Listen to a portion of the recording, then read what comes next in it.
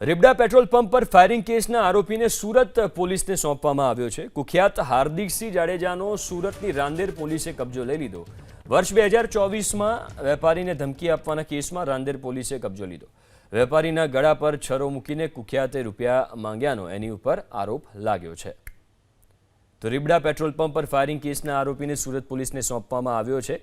હાર્દિકસિંહ જાડેજા, કુખ્યાત હાર્દિકસિંહ જાડેજા, જો કે વર્ષ 2024માં એની ઉપર જે કેસ હતો એ કેસમાં સુરત પોલીસને સોંપવામાં આવ્યો છે।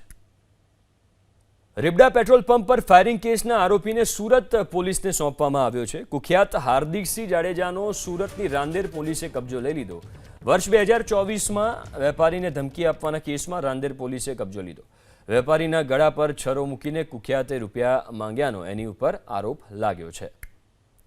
તો રીબડા પેટ્રોલ પંપ પર ફાયરિંગ કેસના આરોપીને સુરત પોલીસને સોંપવામાં આવ્યો છે। હાર્દિકસિંહ જાડેજા, કુખ્યાત હાર્દિકસિંહ જાડેજા, જો કે વર્ષ 2024માં એની ઉપર જે કેસ હતો એ કેસમાં સુરત પોલીસને સોંપવામાં આવ્યો છે।